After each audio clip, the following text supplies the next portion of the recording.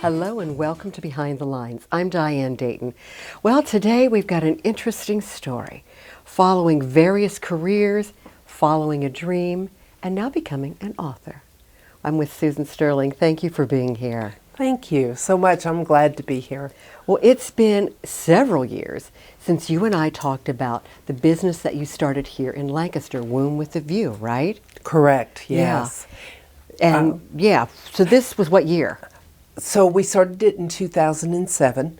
So we've now about 18 years, I'd say, and it's still going strong. We moved the location a couple of times, but it's located over on Columbia Avenue, and we're still servicing and making women's, I guess I would say, dreams come true to be able to see their babies before they're born. Right.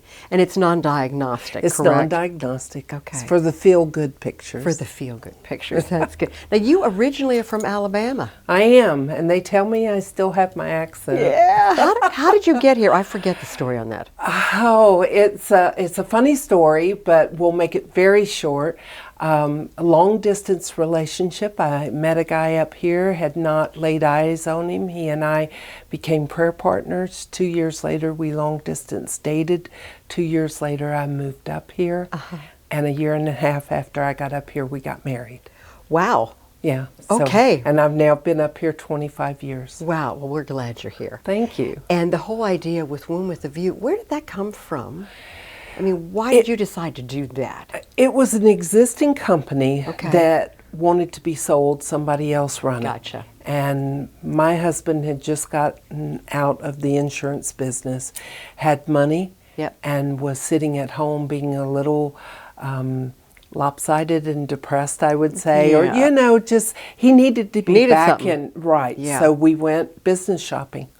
And this Okay. is the one we found that we settled on. Well, I love the fact, if we keep talking about some things too, you're going to find out how diverse your background is and where your interests lie as well. What are some of the other things that you've done? So I'm going to throw one out at you that I don't think you know about me. Okay. When I, after my first divorce, but before I moved up here, I was what's called a pigeon hauler. A pigeon hauler. A pigeon hauler. So I would go to a homing pigeon club. Okay. Pick the pigeons up on a Friday night, take them Saturday morning real early, about 1, 2 o'clock in the morning. I would drive for anywhere from 6 to 8 hours, and wherever they had me go, which was normally up in Tennessee or further, and I had picked them up in Pensacola, Florida, and I would take them up into Tennessee, Alabama, Georgia, one time Kentucky, let them go, and they would fly home. It's a homing pigeon race, and I hauled them. I know, that's another story. Yeah, and it's like, okay, how did I get into that? Yes. Needed to pick up a little bit of extra money, and the funny thing is my mother had always said about me that I've never met strangers. I only meet future friends. And so it was somebody I had met, Yeah. and he said, you know what, would you like to pick up a little bit of extra cash? We need somebody to take these pigeons and let them go. Oh, yeah. And so that's what I did for a year and a half. Wow. Well, this might explain some of what this book is about, too, because in this book, I mean, it's opening things up into the world and experience in the world. And I think you do that. I mean, you have. I done have. that. Yeah. And you're not afraid to experience things. No. Or try the next thing. Right, whatever that might be. Whatever it might be. My path has not always been straight. I thought I was going to be a veterinarian. That's what I had dreamed to be. And by the time I got out of high school, I realized that that was not going to be a goal that I could achieve. Okay. So then I was going to become a nurse. I am too kind-hearted for a nurse. I can't do it.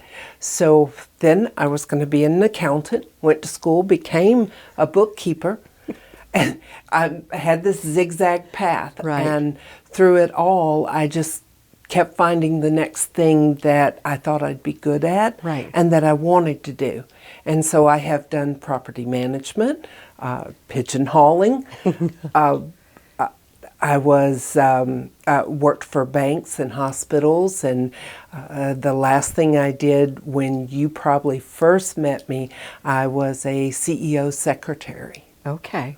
So, Okay. and I mean, it's just kept going. Right. And it's so diverse, and the people that you meet and the experiences you get, there are a lot of life lessons through all of this. There are. Isn't there? I am a people person, so when I talk with people, I listen also. And I think that that's where the desire to write has come. I've always written poetry, but I started dabbling in writing thoughts down, and then thoughts turned into stories. And I've always read books to my children and then made stories up with my children. And so that's kind of where Gaylord came from. And how many children do you have? I have 3. Okay. I have 1 that lives in Pensacola, Florida, and 2 that live up here. Okay. Boy, this is such a story with the path that you did to get, because you were thinking about this for how long?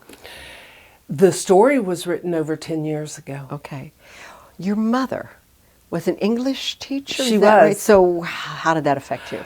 So my mother was an English teacher. She was a very proper Southern lady that believed in saying things correctly. She had pet peeves of certain phrases that you could not say in front of her, which most of us misuse anyway, like, can I go down to the store? And she'd always say, I don't know, can you?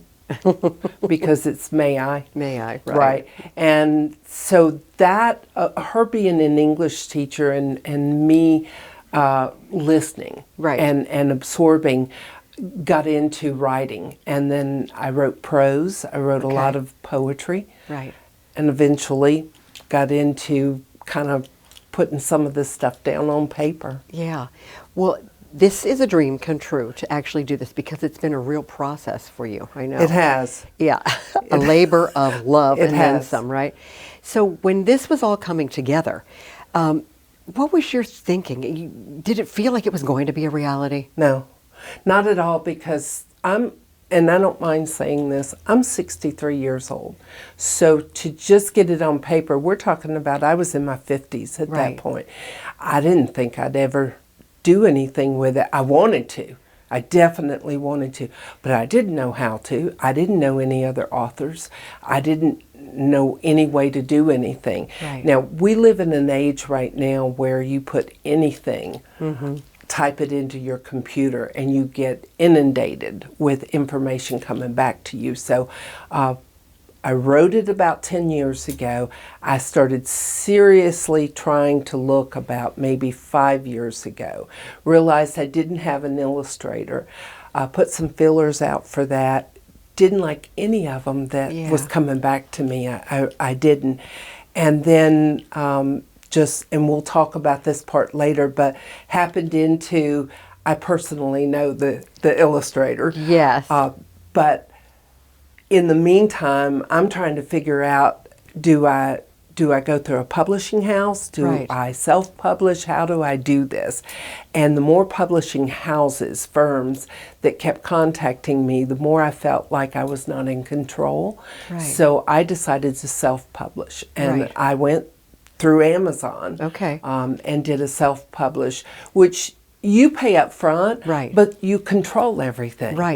And that way, I was actually able to pick my illustrator. And it's the one I wanted. Yes. But somebody I knew. Right. So the other thing with the other publishers, it was really restrictive, right? And they basically owned you. I thought it was. Okay. More so. And they would have more say-so in the editing. And in the changing of my story, possibly. Okay. And in the self-publishing, when I went down that route, yes, they came back and they said, what do you think about? And they would reword one or two things. But it didn't change the way that they reworded in every incident but one.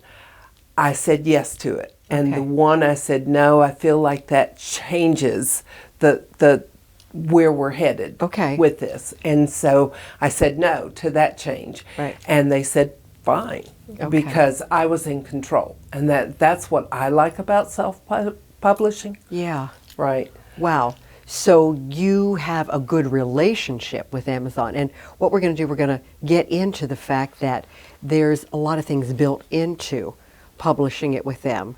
And they really help you on the track with this. Correct? I believe so. Yeah. Yes. And there is an interesting story on the illustrator. So you got to stay with us, and we'll tell you that story. We'll be right back.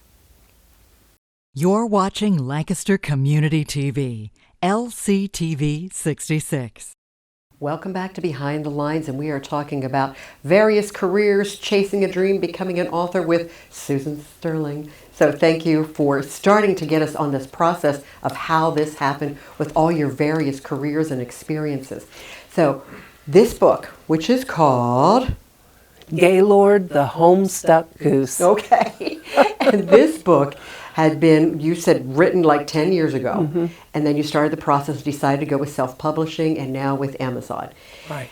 So tell us what happened with putting together the illustrator, the personal story with this, and some more notes. The illustrator happens to be my daughter. She is an adult daughter. She has 3 children of her own. She's the one that lives in Florida. Okay. And so when I was telling her about my dream to have this published, and that I had narrowed it down that I wanted to self-publish and through Amazon, but I needed to find an illustrator, she chuckled over the phone to me and said, I do paintings. And I said, you know what, I think I remember that as you growing up. And Yeah. I'm like, would you like a crack at it? And she said, well, I don't think I'm good enough for that, but I'll give you an idea of maybe what you should be looking for. So she actually, the picture that is on the front of the book is the first one she did for me. And when I saw him, I said, that's him. Gaylord. Yep. That is Gaylord. Yeah. Because he's got a wistful look in his eye, and he's looking off to, do I go or don't I go? What's Right. the adventure? Where, you know? Yeah. And he's homestuck. Yeah. He thinks. He thinks. He thinks. Yes. So, So does this have a personal resonance with you? being homestuck, it Yeah. kind of does. Okay. So I grew up in the South, had lived 20 years in Pensacola, Florida, raised my daughter there, and was raising my sons there, went through a bad divorce, and decided to come up here. When I decided to move, my mother gave me the greatest blessing she ever could. And she hugged me and told me that though she would miss me dearly, that I needed to spread my wings. Wow. And that not to be stuck at home, to go on adventures and fly. And so for me, this is Gaylord. Gaylord, Wow. Yeah. Gaylord needs to fly. Yeah. So who is this book for? I've written it for my grandchildren. Okay. Most of my grandchildren are between the ages of birth and 8 years old. Okay. This is definitely for like between 2 years and 8 years, wherever you are reading to your children. Okay, Still that's where reading this to is. them. Okay. I think, or first and second graders thereabouts. Yeah. Okay. That's how I see it. Now this is only the beginning. It is only the beginning. I've already written his sequel. Okay. In this book, Gaylord is faced with the question, does he stay at home or does he fly away? Yeah. Because somebody has visited his pond and has given him the ability maybe to take a different path. Right. The second book, he takes a path, and the second book is about his adventures. Okay. Good. So, And same audience, right? same audience, Same audience. yes. I know when I spoke to you originally, you were really pleased with the way Amazon set this up for you. Can you give us some more details on the structure of this, of self-publishing, and the benefit with Amazon? I can. I contacted them through their website. Okay. They had their Kindle publishing group contact me back. Right. First through emails, then through text and calls. And they've been very professional. They have, and I'll tell you, in this day and age, I think, and especially me as an older person, I worry about people wanting my money Right. and not following through with the product. And so I am a hard person to let go of things and to let somebody else do it, or even let them have my money Right. sometimes. So Amazon has understood that, Right. has done it. The only thing that I would say that maybe I was a little naive about is that I think I thought it would happen a little bit quicker than it did. I started the process in December. It's now May. Okay. And it was actually got into print about 3 weeks ago. Okay. At the beginning of May. So it took about 5 months. I think in my head I was thinking it would take 4 to 6 weeks. Right, okay. And maybe it could have if I had let go a little bit more, had not tried to, overthink Okay. some things. But it was a good process. They walked me through everything, and we're not done yet. Yeah. Amazon is building me a website Okay. to go along with the book, an author's website. On top of that, I'm getting what's called a trailer, which they're going to yeah. make my book into a very short movie clip, Yes. so that people that land on Amazon or other sites that want to know more about the book, they get to see this very short trailer. Okay. And it hopefully will entice them to purchase the book. Oh, that's great. So there's really a package that you put together. You can choose to do this, to can. add that, get assistance here. And Right. it makes sense since they already have the machine. They Why do. build another one. Right. And I didn't know what I was doing. Okay. I, of course, with my first book, I wanted everything. Right. And but I wasn't sure how to obtain it. Yeah. And they are good at what they do. Just like if you want to go into marketing or whatever, Yeah. you're going to go to somebody that can reach the multitudes. Yeah. Whether it's radio or TV or whatever. Yeah. So I went to Amazon because I felt comfortable with them. Right. Yeah. Right. Okay. So if we are looking at, life lessons and what you've learned through this process of doing it, what have you learned with this as far as more publishing and even just life lesson with this? First is don't give up on your dreams. Yeah. I would say I'm 63. That's not old, but that's not young anymore either. Right. And if you've had this dream from a middle schooler, from my teens, Yeah. then I've held on to a dream for 50 years. And it's a nice thing to see it in print. Yeah. And to be able to look at myself and say, "Atta girl, Yeah. atta girl, you did what you wanted to do." Wow. And Yeah. I think we all secretly would like to leave a little piece of ourselves somewhere, whether it's with a grandchild Yeah. or a church or a book Right. or singing, whatever it is. Yeah. We'd like for the world to know that we were here. Yeah. Just for a brief moment. Yeah. Wow. It really is a deep sharing with all of that, isn't it? I think so. Yeah. And it is a legacy too. I think so. I'm Yeah. hoping, I know my grandchildren are already reading the book. Yeah. I've got pictures of them sitting on the couch reading. good. And I think if I've done nothing else, I have marked one more thing off of my bucket list. Yeah, I think that's great. So you can get it on Amazon, but there's other places we can find this book too. Where is that? Also Barnes and Nobles. Okay. Also Goodreads. Okay. I couldn't tell you all the places because we have been signing me up. Okay. There's like 50 different sites. Okay. But definitely, if you think about it, Google the name Gaylord the Homestuck Goose, Okay. and he will come up. Okay. Because I've been testing it. Okay. So you said they're working on a website for you, right? Yes, Is that an author's website. And then where do we find that, or how is that? I believe it'll be housed on Amazon Okay. through an offshoot coming through Kindle. Okay. It'll be coming, but it will be my website Okay. about me and about the book. And the book is soft cover then? It's soft cover on the Is that- the formats that are being sold are Kindle and soft cover. I have what's called an author's edition, Right. so it's hardback. Okay, right. Right. Oh, that's great. All right, so I've got to ask you, is there another dream that you see? There you want are. There are. There's one I've just got to go out and do it. I'm too chicken to skydive, so I want to go.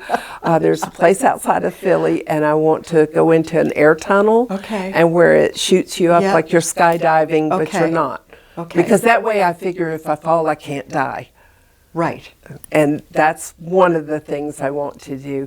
There's still some traveling. Okay, yeah. I've been to Europe in some Yeah. places, but Yeah. Well, it's going to happen it is. because you make it happen, and you're a part of it. And that's about spreading your wings and seeing what's out there. Yes. Thank you so much for coming in today, for sharing your life story, Thank and for you, Diane. sharing this wonderful book. And I know it'll be inspiring, especially when you're reading it to the kids and even the person who's reading it. It's an inspiration. I hope so. Yeah, thank you. Thank you for joining us today, too. I'm Diane Dayton with Behind the Lines, reminding you to look behind the lines. You might be surprised what you find.